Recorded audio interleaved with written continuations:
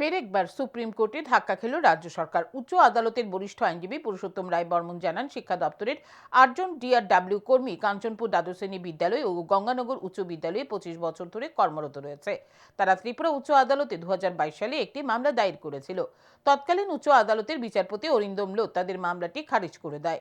বিচারপতি বলেছিলেন, যেহেতু রাজ্য সরকারের নিয়মিতকরণ স্কিম 2018 সালের 31 জুলাই বাতিল হয়ে গেছে, তাই তারা নিয়মিতকরণ করার দাবি করতে পারে না। পরবর্তী সময় তারা উচ্চ আদালতের ডিভিশন বেঞ্চে আপিল করে। ডিভিশন বেঞ্চও একই যুক্তি দেখিয়ে মামলাটি খারিজ করে দেয়।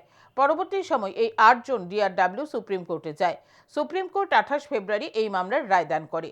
সুপ্রিম কোর্ট এই মামলার রায়ে উল্লেখ করেছে, এই 8 জন ডিআরডব্লিউকে অবিলম্বে 3 মাসের মধ্যে নিয়মিতকরণ করতে হবে।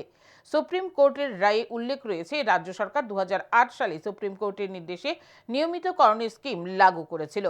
বর্তমানে স্কিম বাতিল হয়ে গেছে। এই যুক্তিতে এই ডিআরডব্লিউদের কাছ থেকে বছরের পর বছর ধরে শোষণমূলকভাবে শ্রম আদায় করা যাবে না।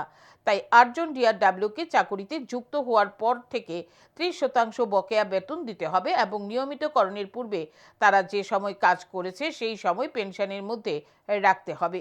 সুপ্রিম কোর্টের এই রাজ্যের 40,000 অনিয়মিত কর্মীর সামনে নতুন রাস্তা খুলে গেছে বলেও দাবি করেন উচ্চ আদালতের বরিষ্ঠ আইনজীবী পুরুষোত্তম রায় বর্মন।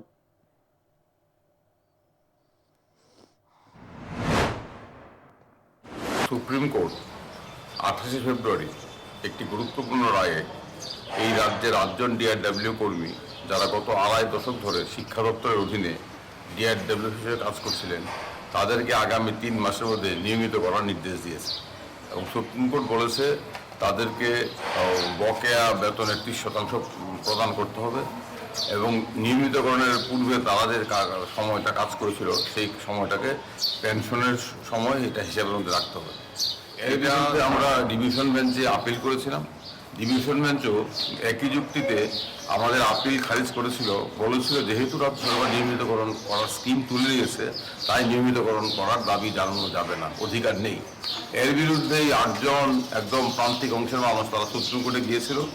আমরা আমাদের বন্ধু সুপ্রিম কোর্টের অ্যাডভোকেট অন রেকর্ড অজিত নোয়াকে এবং তার আরেকজন বরিষ্ঠ আইনজীবী মারলে পারলে তাদের কাছে কৃতজ্ঞ। তারা আগ্রহ সহকারে বিনা পারিশ্রমিকে এই মামলাটি গ্রহণ করেছেন এবং গত 28 ফেব্রুয়ারি সুপ্রিম কোর্ট অত্যন্ত গুরুত্বপূর্ণ রায় দিয়ে বলেছে তাদেরকে অবিলম্বে 3 মাসের মধ্যে নিয়মিতকরণ করতে হবে। সুপ্রিম কোর্ট বলে